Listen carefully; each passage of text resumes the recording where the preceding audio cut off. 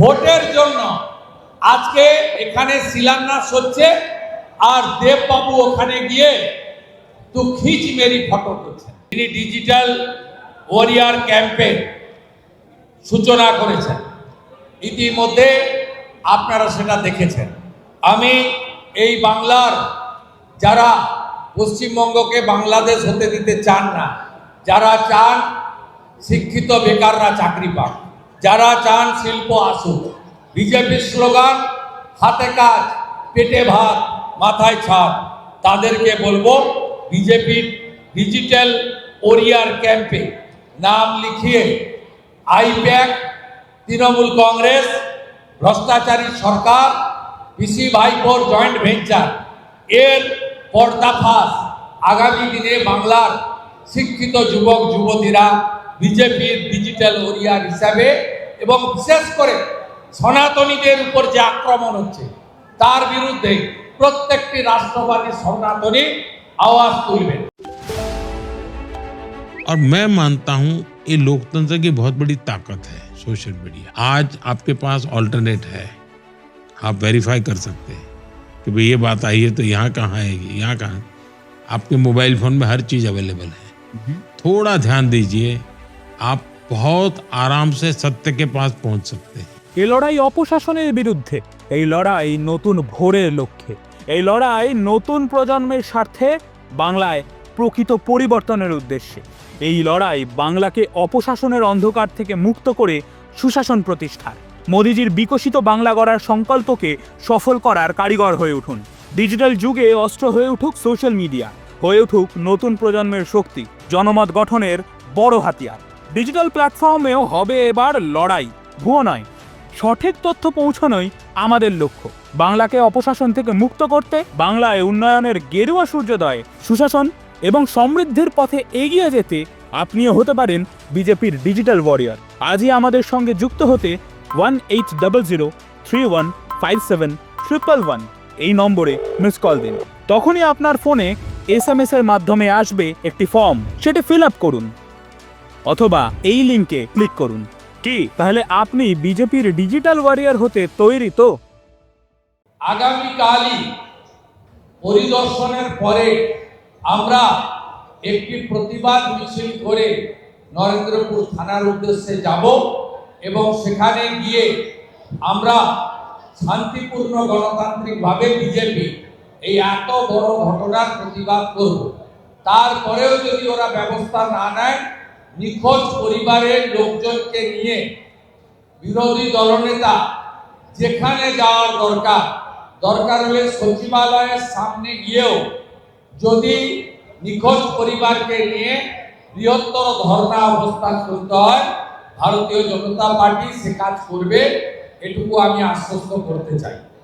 আজকের এই প্রেস কনফারেন্সে মূলত মাননীয় মুখ্যমন্ত্রী সিঙ্গুরে মাননীয় প্রধানমন্ত্রী যে ঐতিহাসিক সভা হয়েছে, যে জনজোয়ারে প্লাবিত হয়েছে, মাননীয় প্রধানমন্ত্রী সিঙ্গুরের মাটি থেকে যেভাবে বলেছেন এই রাজ্যে বিনিয়োগ, ইনভেস্টমেন্ট, শিল্প তখনই আসবে যখন আইন শৃঙ্খলা ঠিক হবে। তাই প্রধানমন্ত্রীর এই সফল সভাকে দেখার পরে এরা চিন্তিত হয়ে তৎক্ষণাৎ এক সপ্তাহের মধ্যে মুখ্যমন্ত্রীকে ওখানে ছুটে যেতে হয়েছে। কোথায় যাচ্ছেন?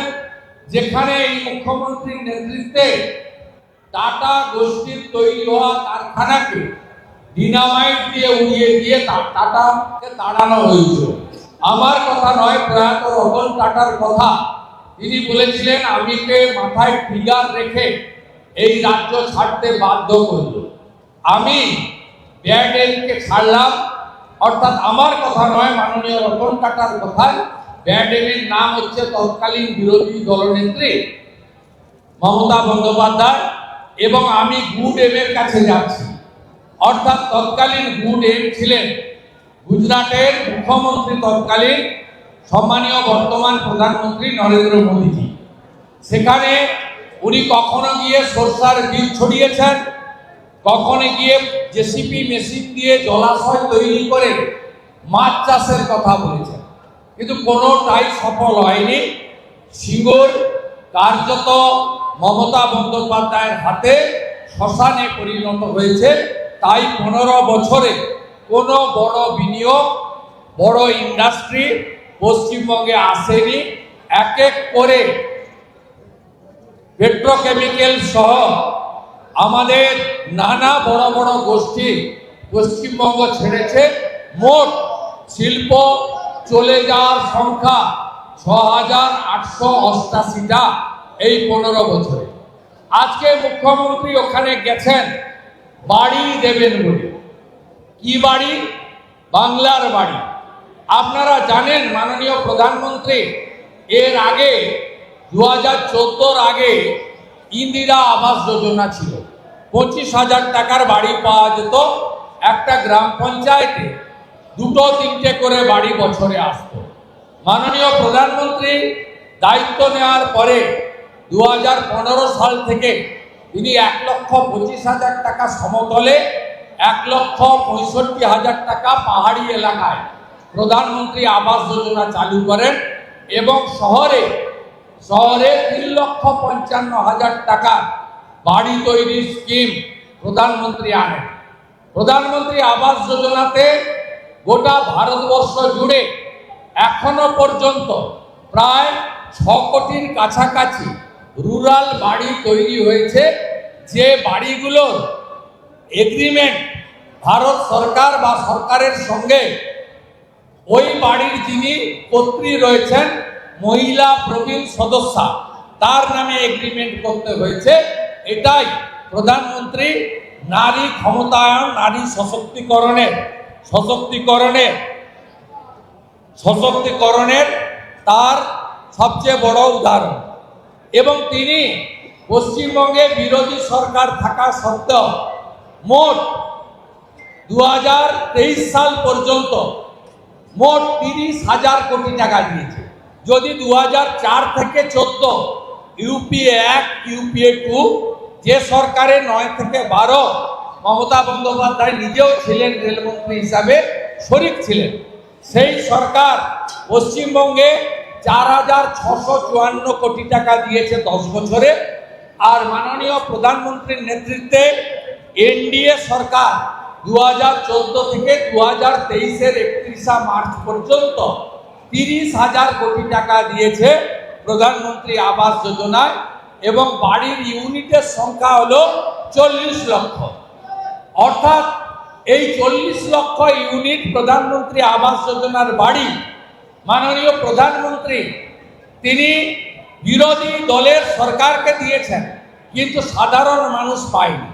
তৃণমূলের নেতারা এক একজন 15টা 17টা করে বাড়ি নিয়ে টাকাগুলো তুলে খেয়েছে এবং নিজেদের গরু রাখার গোয়াল ঘর থেকে শুরু করে শৌচালয়, রান্নাঘর, ফিশারির যে চৌকিদারের ঘর, সেসব ঘর দেখিয়ে তুলেছে। নওদার এক তৃণমূলের প্রধান মহোদয়া, তিনি গতবারে প্রধান ছিলেন 18 থেকে 23, সেই মহিলা একা আত্মীয় স্বজনের মিলে 17টা বাড়ি নিয়েছে। সাগরদিঘির কাবিলপুর অঞ্চলের প্রধান, তৎকালীন প্রধান লাইলা বিবি, তিনি আত্মীয় স্বজন, চাচা জেঠি, কাকা খুড়ি, ভাইপো ভাস্তা মিলে 35টা আবাসের বাড়ি লুট করেছেন। এইটা হচ্ছে পশ্চিমবঙ্গের আসল চিত্র। আজকে মুখ্যমন্ত্রী 20 লক্ষ বাড়িতে 60,000 টাকা করে দিলেও আমি বিরোধী দলনেতা দায়িত্ব নিয়ে বলি, মাত্র 1 থেকে 1.5 লক্ষ লোকের অ্যাকাউন্টে এই দ্বিতীয় পর্যায়ে অসম্পূর্ণ বাড়ির 60,000 বাড়ি টাকা ঢুকিয়েছেন আর বলেছেন 20 লাখ। আমরা কথা দিতে পারি, পশ্চিমবাংলায় যেভাবে বালি চুরি হচ্ছে, যেভাবে সিমেন্ট রডের দাম বেড়েছে, আমরা 1,20,000 টাকা বা 60,000 টাকায় কোনো বাড়ি হয় না। যারা প্রকৃত প্রাপক বিজেপিকে আনুন। প্রধানমন্ত্রী আবাস যোজনার 1,25,000-এর সাথে সাথে একটা আধুনিক অর্থাৎ 2 কামরার বাড়ি, প্রধানমন্ত্রী স্বচ্ছ ভারতের শৌচালয়, প্রধানমন্ত্রী সূর্য ঘরের প্রতি বাড়ি 80,000 টাকা করে সোলার প্লেট, যেখানে ইলেকট্রিকের ফিস দিতে হয় না, আর প্রধানমন্ত্রীর স্বপ্নের প্রকল্প নলে জল, জল জীবন মিশন, আগামী দিনে ভারতীয় জনতা পার্টির সরকার এপ্রিল মাসে যে সরকার আপনারা আনতে চলেছেন আমরা সেটা দেব, এই কথা আপনাদের আমরা দিতে পারি। আজকে 2000 টাকার বালি 15,000 টাকা করে বালির দাম তৈরি করা হয়েছে। অবৈধ বালি খননকারী এবং তৃণমূল সিন্ডিকেট, রাস্তায় দাঁড়িয়ে হাত পেতে তোলা মমতা পুলিশ, এদের জয়েন্ট ভেঞ্চারে আজকে বালির দাম, পাথরের দাম, সিমেন্টের দাম, রডের দাম যে জায়গায় গেছে, এই টাকায় আর যাই হোক বাড়ি হয় না। তাই এই মিথ্যাচারের পর্দা ফাঁস করার জন্য 40 লক্ষ প্রধানমন্ত্রী আবাস যোজনার বাড়ি লুট করা তৃণমূল কংগ্রেসের স্বরূপ উন্মোচনের জন্য আমি এই প্রেস বার্তা দিলাম। সাথে সাথে আজকে আবার একটা ঢপবাজি মারা হয়েছে ঘাটাল মাস্টার প্ল্যানের শিলান্যাস। আমি দায়িত্ব নিয়ে বলছি, লিডার অব অপোজিশন খুব দায়িত্ব নিয়ে বলছে, 1 ডিসমিল জমি অধিগ্রহণ হয়নি, টেন্ডার হয়নি, এস্টিমেট হয়নি, ওয়ার্ক অর্ডার দেয়নি, শুধুমাত্র ভোটের জন্য আজকে এখানে শিলান্যাস হচ্ছে আর দেববাবু ওখানে গিয়ে তো খিচ মেরি ফটো করছেন। এটা একেবারে মিথ্যাচার, এর সঙ্গে বাস্তবতা নেই। ঘাটালবাসী 11-র ভোট, 14-র ভোট, 19-এর ভোট, 24-এর ভোট, 9-এর ভোট বারে বারে এই ঘাটাল মাস্টার প্ল্যানের স্বপ্ন নিয়ে দিয়েছেন। বিজেপিকে আনবেন, প্রধানমন্ত্রীর ইরিগেশন স্কিমে আমরা 50 ভাগ টাকা কেন্দ্র, 50 ভাগ টাকা রাজ্য দিয়ে বিজেপি সরকার তৈরি 1 বছরের মধ্যে ঘাটাল মাস্টার প্ল্যান কার্যকর রূপায়ণ করার দায়িত্ব ভারতীয় জনতা পার্টি। আজকের এই শিলান্যাস, তার ওয়ার্ক অর্ডার নেই, টেন্ডার নেই, বাজেটারি অ্যালোকেশন নেই, এস্টিমেট নেই, জমি অধিগ্রহণ নেই, এপ্রিলের আগে কাজ হবে না, শুধু মিথ্যাচার এবং নির্বাচনী গিমিকের জন্য এই শিলান্যাস করছেন। ঘাটালে বিজেপির এমএলএ শীতল কাপাট অনুরূপ প্রেস কনফারেন্স করছেন, যে প্রেস কনফারেন্স দুর্গাপুরের পবিত্র ভূমি থেকে বিরোধী দলনেতা মিডিয়া ইনচার্জ দেবজিৎ সরকারকে নিয়ে আমরা করছি। সাথে সাথে আজকে মাননীয় আমাদের রাষ্ট্রীয় অধ্যক্ষ তিনি ডিজিটাল ওয়ারিয়ার ক্যাম্পেইন সূচনা করেছেন, ইতিমধ্যে আপনারা সেটা দেখেছেন। আমি এই বাংলার যারা পশ্চিমবঙ্গকে বাংলাদেশ হতে দিতে চান না, যারা চান শিক্ষিত বেকাররা চাকরি পাক, যারা চান শিল্প আসুক, বিজেপির স্লোগান হাতে কাজ, পেটে ভাত, মাথায় ছাদ, তাদেরকে বলবো বিজেপির ডিজিটাল ওরিয়ার ক্যাম্পে নাম লিখিয়ে আইপ্যাক, তৃণমূল কংগ্রেস, ভ্রষ্টাচারী সরকার, পিসি ভাইপোর জয়েন্ট ভেঞ্চার এর পর্দাফাশ আগামী দিনে বাংলার শিক্ষিত যুবক যুবতীরা বিজেপির ডিজিটাল ওরিয়ার হিসাবে এবং বিশেষ করে সনাতনীদের উপর যে আক্রমণ হচ্ছে তার বিরুদ্ধে প্রত্যেকটি রাষ্ট্রবাদী সনাতনী আওয়াজ তুলবেন। আজকে সকালে শুধু অজিত পাওয়ার যে ঘটনায় মনটা ব্যথিত নয়, বাগনানের কাছে শ্যামপুরে দুটো হিন্দু মন্দিরে সেখানে যেটা আমাদের হিন্দুরা গ্রহণ করে না এমন মাংস তার মালা করে মন্দিরে ঝোলানো হয়েছে, যেটা আমি মুখে উচ্চারণ করতে পারছি না, একজন হিন্দু হিসেবে মুখে উচ্চারণ করতে পারছি না, অপবিত্র করা হয়েছে। তাই এই সনাতনী রাষ্ট্রবাদীদের উপর আক্রমণ এবং বাংলার শিক্ষিত বেকারের কর্মসংস্থানের জন্য ডিজিটাল ওরিয়ারে যুবক যুবতীরা এগিয়ে আসবেন এবং স্বেচ্ছামূলকভাবে এদের মিথ্যাচারের পর্দা ফাঁস করবেন, এটাও আমি আপনাদের মাধ্যমে সকলকে অনুরোধ করলাম। আপনারা ব্যতীত বলছে মমতা বন্দ্যোপাধ্যায় যখন 21 দিনের অনুষ্ঠান না আমি ছিলাম না। না আপনি ছিলেন, অনুশোচনা কেন হবে? অনুশোচনা কেন হবে? আমি ছিলামই না। আপনি ছবি দেখাবেন, উত্তর দেবেন। আমি কি কলকাতা টিভি নাকি? কোনটা? হ্যাঁ, আপনি ছবিটা দেখাবেন, তারপরে বলবেন হ্যাঁ আমি ওই পার্টি করতাম। সে তো মমতা ব্যানার্জি নিজেই উঠতে পারছিল না, গোপাল কৃষ্ণ গান্ধীর হাত পা ধরে উঠেছে। তা গোপাল কৃষ্ণ গান্ধী কি খারাপ লোক? টাটার কারখানা আর কৃষকের মাথায় সিপিএম এর লাঠি মারা দুটো এক জিনিস না। এসেছিলেন মানবিক কারণে। বিজেপি একটি মানবিক পার্টি। রাজনাথ সিং মহোদয় না এসে, শরবত না খাওয়ালে, তাহলে উনার যে, এখন আমরা জেনেছি সবাই এটা নাটক ছিল, উঠতেই পারছিলেন না। মানবিক কারণে এসেছেন। সব মিডিয়া দেখাচ্ছে যে একজন মহিলা নেত্রী, বিরোধী দলনেত্রী, সাংসদ, তিনি বসে আছেন, উঠতে পারছেন না, কেউ তার কাছে যাচ্ছে না। অটলজি কেন এসেছেন? আশীর্বাদ করেছে। সেই মমতা ব্যানার্জি তো নেই, তখন তো দিদি ছিলেন, আর আজকে তো পিসি হয়েছে। যেদিন পিসি হয়েছে আমরা ছেড়ে দিয়েছি। মমতা বন্দ্যোপাধ্যায় আজকে অজিত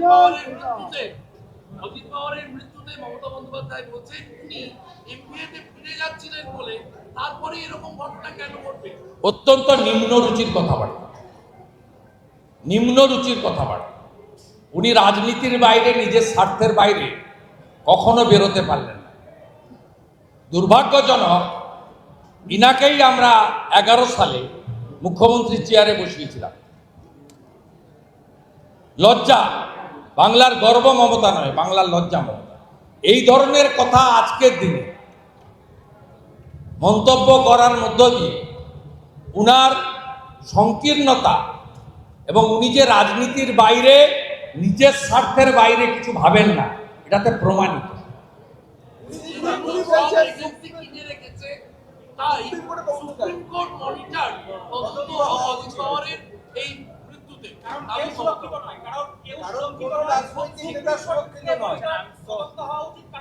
উনি সুপ্রিম কোর্ট করুন,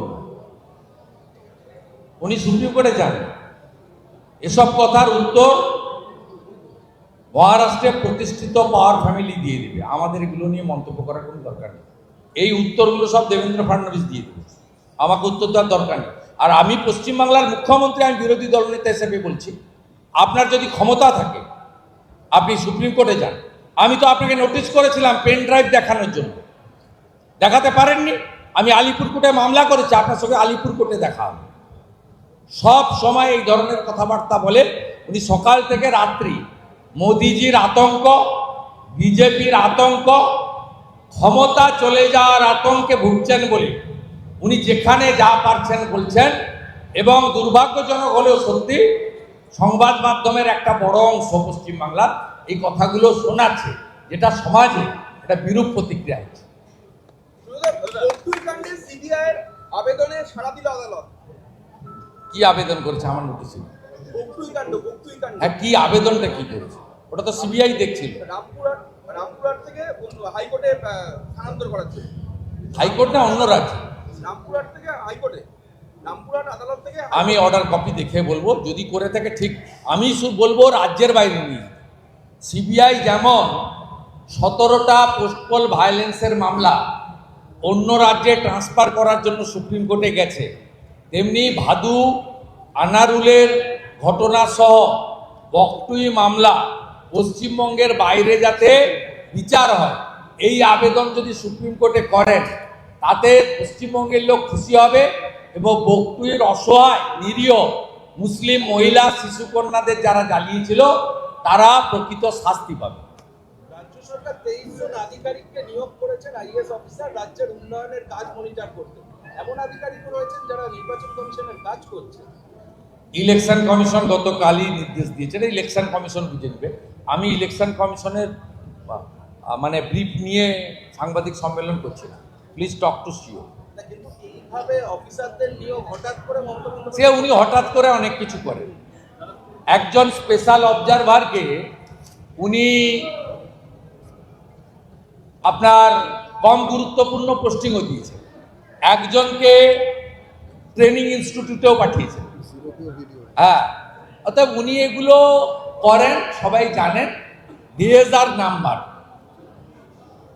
ফাইনাল ভোটার তালিকার পরে যে কোনো দিন নির্বাচন ঘোষণা হবে। নির্বাচন ঘোষণা হলে এমসিসি চালু হবে। এমসিসি চালু হলে ভারতীয় জনতা পার্টি দায়িত্বশীল প্রধান বিরোধী দল হিসেবে নির্বাচন বিধি যদি ভঙ্গ হয় নিশ্চয়ইভাবে ঠিক যেখানে বলার বলবে। কিন্তু এই মুহূর্তে সাধারণ নলেজে আমি বলতে পারি, অ্যাজ এ ছোটোখাটো ল মেকার এমএলএ হিসেবে, যে ইলেকশন কমিশনের বিএলও থেকে শুরু করে ডিইও পর্যন্ত, অবজারভার পর্যন্ত, তারা এসআইআর প্রক্রিয়ায় যুক্ত। এদেরকে কোনো অ্যাডিশনাল অপারেশন করতে গেলে ইলেকশন কমিশনের অনুমতি নিতে হবে। যদি অনুমতি নিয়ে থাকে আলাদা কথা, না নিয়ে থাকে ইটস এ সিরিয়াস ভায়োলেশন। এবং ইলেকশন কমিশন অনেকদিন পরে ঘুম ভাঙছে তাদের। বসিরহাটপুর বিডিওকে সাসপেন্ড করার মধ্য দিয়ে ইলেকশন কমিশনের একটু একটু করে ঘুম ভাঙছে বলে আমাদের মনে হচ্ছে। ইলেকশন কমিশনের কাছে বিজেপি কোনো ফেভার চায় না, বিজেপি চায় ফেয়ারলি চলুন, নইলে আমরাও দায়িত্বশীল বিরোধী দল হিসেবে আমাদের ডেলিগেশন প্রায় যায়, আমরা যেখানে জানানোর জানাবো। আজকে আমাদের রাষ্ট্রীয় অধ্যক্ষ বলেছেন যে মমতা ব্যানার্জির প্রশাসনের উপর নির্ভর করছে ইলেকশন কমিশন, আলাদা কোনো ইনফ্রাস্ট্রাকচার ম্যান পাওয়ার তার নেই।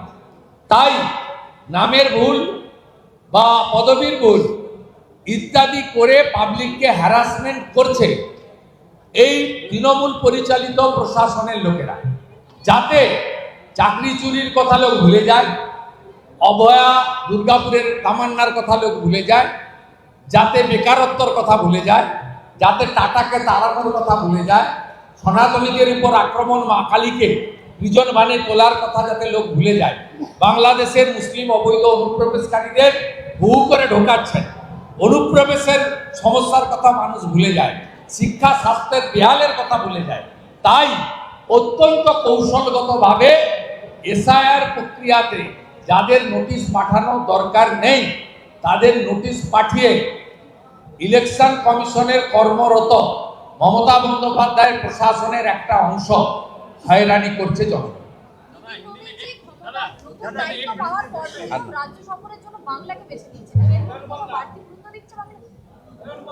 বাংলাতে বরাবরই বিজেপি গুরুত্ব দেয়। বিজেপির কাশ্মীর থেকে কন্যাকুমারী, অরুণাচল প্রদেশ থেকে একদম চেন্নাই পর্যন্ত যে কোনো কর্মসূচিতে ফুলের মালা প্রথম দেওয়া হয় একজন বাঙালি, তার নাম ডক্টর শ্যামাপ্রসাদ মুখার্জি। বিজেপি পার্টিটাই একজন আদর্শ ধুতি পাঞ্জাবি পরা বাঙালি ভদ্রলোক তৈরি করেছিলেন। অতএব আলাদা করে পশ্চিমবঙ্গে বিজেপিকে গুরুত্ব দেওয়ার বিষয় নেই। বিজেপি ডক্টর শ্যামাপ্রসাদ মুখার্জি আর পশ্চিম বাংলা সম্পৃক্ত, সমর্থক। তাই এটা নিয়ে আলাদা করে কিছু বলার দরকার নেই। আর নীতিন নবীনজি ভূমিপুত্র বিহারে, আপনারা জানেন বিহার, উড়িষ্যা, বাংলা, আসাম আমাদের একটা আলাদা সম্পর্ক রয়েছে। খাদ্যাভ্যাস, সাংস্কৃতিক মেলবন্ধন, বেশভূষা, ধর্মীয় আচার পালন, আমরা এক ছিলাম। 1905-এ বিভক্ত হয়েছে প্রথম। বিহারকে বলা হয় অঙ্গ, উড়িষ্যাকে বলা হয় কলিঙ্গ, আর বাংলাকে বলা হয় বঙ্গ। 24-এর ভোটে জয় জগন্নাথ বলে কলিঙ্গ জিতেছে বিজেপি, জয় সীতা মাইয়া কি জয় বলে নীতিনজির বিহার বিজেপিকে জিতিয়েছে। এবারে মোদিজির নেতৃত্বে, নীতিনজির নেতৃত্বে আমরা পশ্চিমবঙ্গ জয় মা কালী বলে জিতব। অঙ্গ বঙ্গ কলিঙ্গ এই বৃত্ত সম্পূর্ণ হবে। ডক্টর শ্যামাপ্রসাদ মুখার্জির আত্মা প্রকৃত শান্তি পাবে। हिंदी में बोलिए एक दो बांग्ला आ रहा है।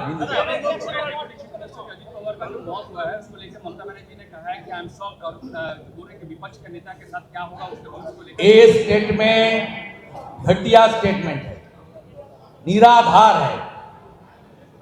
ये जो शोक की महल चल रहा है, इसकी बीच इस तरीके से टिप्पणी करना, पश्चिम बंगाल जैसे बड़ा राज्य, एडुकेटेड स्टेट का चीफ मिनिस्टर का, ये नेता प्रतिपक्ष के नाते, एक बंगाली होने के नाते ये शर्म का बात है।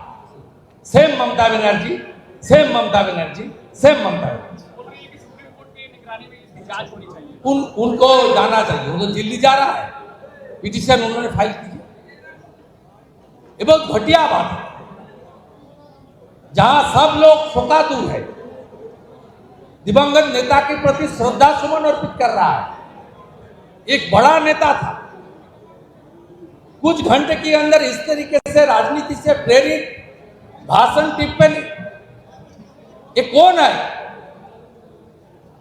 घोर निंदा करना चाहिए।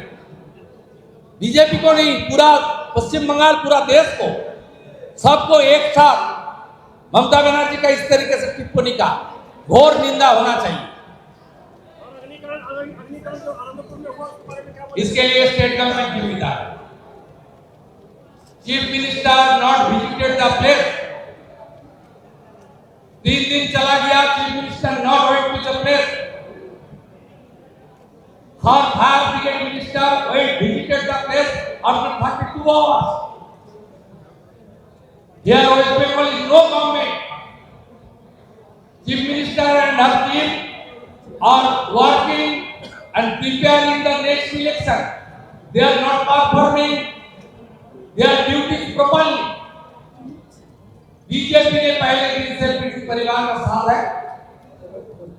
कल नेक्स्ट डे नरेंद्रपुर थाना घेराव अभियान होगा और भाजपा की 20 सदस्य का एमएलए का team under the guidance of the leader of opposition वो विजिट करेगा। हम लोग ये इशू हम लोग छोड़ने